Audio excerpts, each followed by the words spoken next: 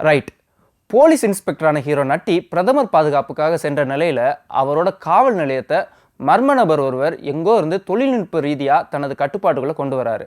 அது மட்டும் இல்லாமல் காவல் நிலையம் மற்றும் அதனை சுற்றி வெடிகுண்டு வச்சிருக்கதாகவும், ஸ்டேஷனை விட்டு யாரும் வெளியே போனாலும் குண்டு வெடிச்சிரும் அப்படின்னு மிரட்டுறாரு.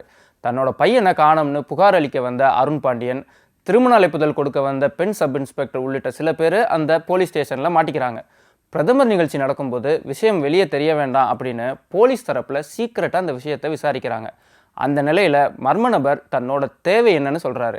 அது என்ன, அவர் யார், காவல் நிலையத்தில் சிக்கியிருக்கவங்கள காப்பாற்றினாங்களா இல்லையா அப்படின்ற கதை தான் ரைட். படத்தோட ஹீரோ நட்டி தான் அப்படின்னாலும் அவர் ஆரம்பத்தில் சில சீன்ஸ் மட்டும்தான் வராரு.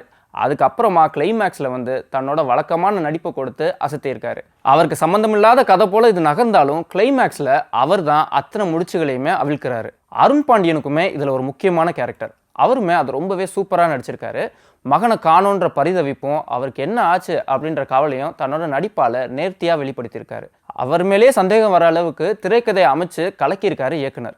பெண் சப் இன்ஸ்பெக்டர் வேடத்தில் நடிச்சிருக்கிற அக்ஷரா ரெட்டி அருமையான நடிப்பை கொடுத்துருக்காங்க. சூழ்நிலையை புரிஞ்சுட்டு செயல்படுறது, பிரச்சனையை சமாளிக்க முயற்சிக்கிறதுன்னு அசத்தியிருக்காங்க. அதே போல் கான்ஸ்டபிளாக நடிச்சிருக்கிற மூனார் ரவி யதார்த்தமான நடிப்பால் ஷபாஸ் வாங்குறாரு. குறிப்பாக வெடிகுண்டுக்கு அடியில் உட்காந்து தனக்குள்ளே இருக்கிற பீதியும் பதற்றத்தையும் சிறப்பாக வெளிப்படுத்தியிருக்காரு. அதே மாதிரி நீதிபதியாக நடிச்சிருக்கிற வினோதினி, இளம் ஜோடியாக நடிச்சிருக்கிற ஆதித்யா சிவகுமார் மற்றும் யுவினா, கைதி தங்கதுரை அப்படின்னு எல்லா கேரக்டர்களுமே படத்தில் பலம் சேர்த்துருக்காங்க. குணா பாலசுப்ரமணியனோட இசையில் பாடல்கள் ஓகே தான். பின்னணி இசை காட்சிகளில் இருக்கிற பதற்றத்தை கூட்டியிருக்கு. படம் முழுக்க முழுக்க போலீஸ் ஸ்டேஷனில் தான் நடக்குது.